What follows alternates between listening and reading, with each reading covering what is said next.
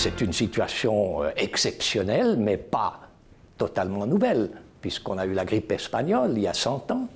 Il y a eu évidemment des grippes ou des pestes beaucoup plus virulentes encore au Moyen-Âge, mais on était moins bien équipés. En revanche, ce qu'il faut dire, c'est que, d'une part, la situation actuelle démontre que l'on n'est pas suffisamment préparé.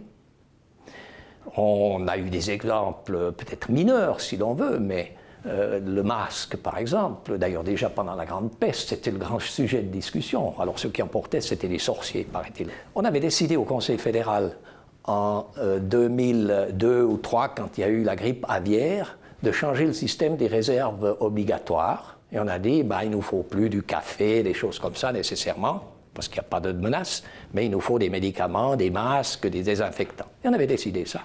Et ça n'a pas été fait. Parce qu'on a dit, vous gaspillez de l'argent, etc., alors qu'on aurait dû le faire. Donc, on ne s'est pas préparé. On ne s'est pas préparé non plus, alors qu'on a des tas de technologies qui permettent de faire fonctionner le système, avec le travail à distance, les écoles, etc.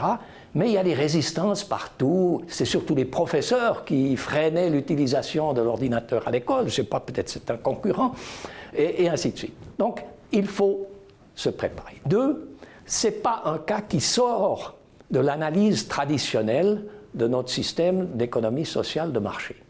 Au contraire, il est déjà démontré depuis longtemps qu'il y a des situations, là je parle de l'assurance privée, parce que finalement, là il faut savoir est-ce qu'il y a des assurances qui pourraient payer pour ça.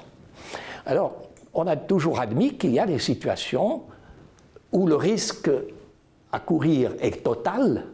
Je pense au tremblement de terre. Lorsque toute une ville est rasée, aucune assurance privée locale ne peut assurer le dommage total. On a même admis, même les économistes, en Suisse, que le chômage, lorsqu'il devient considérable, ne peut pas être digéré par un système d'assurance privée, donc on a créé des assurances sociales. Et je pense que pour les épidémies, c'est la même chose. Donc on peut justifier que maintenant, l'État intervienne. Le grand danger, c'est qu'on s'installe dans cet interventionnisme.